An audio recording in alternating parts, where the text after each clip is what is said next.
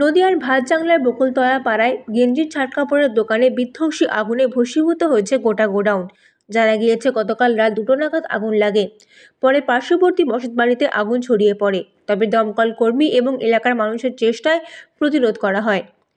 প্রথমে স্থানীয় মানুষজন আগুন নেভানোর চেষ্টা করলে তাতে কোনো লাভ হয়নি। এরপরে দমকল বাহিনীকে খবর দেওয়া হয়। তারা এসে 15 মিনিটের মধ্যে আগুন নেভানোর চেষ্টা করে, কিন্তু আগুনের ভয়াবহতা এতটাই ছিল যে তারা সক্ষম হননি। এরপরে ফের 2টো ইঞ্জিন ঘটনাস্থলে আসে। আগুন নেভানোর কাজ ফের শুরু হয়। দমকলের 3টি ইঞ্জিন এবং 16 জন কর্মীর চেষ্টায় আগুন নিয়ন্ত্রণে আসে।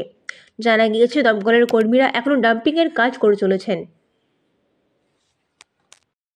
দাদা বল, কালকে এখানে 12টার সময় সবাই যা আশা করছিল তখনও মানে আগুন লাগেনি, কিন্তু ওই 1টা নাগাদ যাই আগুনটা লেগে যায় এবং পাড়ার লোকজন যারা যারা আছে সবাই আগুন নেভানোর চেষ্টা করে, কিন্তু মানে বালতি করে জল দিয়ে আগুন নেভানো সক্ষম হয়নি। ফায়ার ব্রিগেডকে ফোন করা হয়, ফায়ার ব্রিগেড তৎক্ষণাৎ আসে এবং আগুন নেভানো সক্ষম হয়েছে। এবং এখনও যে কাপড়গুলো রয়েছে জমা তার নিচে রয়েছে আগুন, এবং সেটাকে টেনে এদিক ওদিক করতে পারলে আগুনটা যাই হোক নেভানো সক্ষম হবে। আর ক্ষতির পরিমাণ